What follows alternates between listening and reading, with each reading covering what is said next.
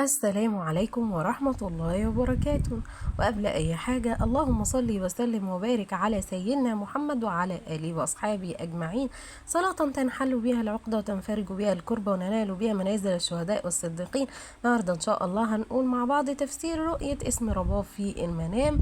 وحابة أذكركم أن تفسير الأحلام ما هو إلا اجتهادات، والله تعالى أعلى وأعلم. اسم رباب في المنام من الأسامي الجميلة، من الرؤى المحمودة الطيبة اللي دايما بتدل على شخصية الرائية في المقام الأول، وكمان بتدل على قدوم الخير لصاحبة الرؤية.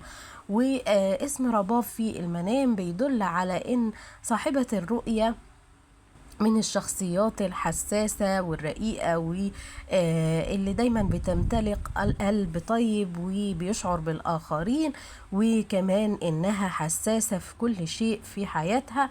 واسم رباب في المنام دليل على صلاح حال الرائية مع ربنا سبحانه وتعالى والتزامها، وإنها بتحاول تلتزم بالعبادات والطاعات والدينية، وكمان بتحرص على إنها ما ترتكبش معاصي، او انها لو غلطت او عصت ربنا في حاجة ترجع لربنا سبحانه وتعالى بسرعة وتستغفر وتتوب، والله تعالى اعلى واعلم. كمان اسم رباب في المنام دليل على او بيدل في بعض الاحيان على قرب طلوعها او بشرى ليها بالعمره والحج القريب، والله تعالى اعلى واعلم.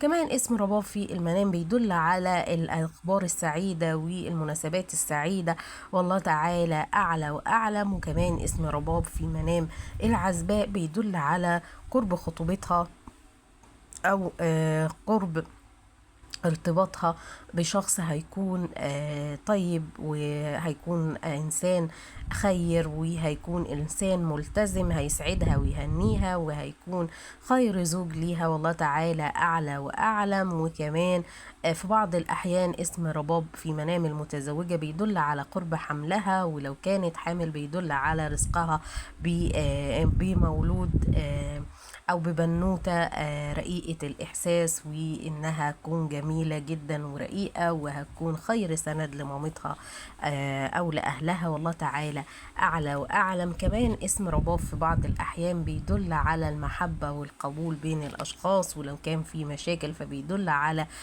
حل المشكلات والتواصل والتراحم ما بينهم، والله تعالى أعلى وأعلم. كمان رؤية اسم رباب في المنام بيدل على إن صاحبة الرؤية شخصية طموحة، وشخصية بتسعى دايما إنها تكون أحسن وأحسن، وإنها توصل لأعلى المناصب والأماكن، والله تعالى أعلى وأعلى.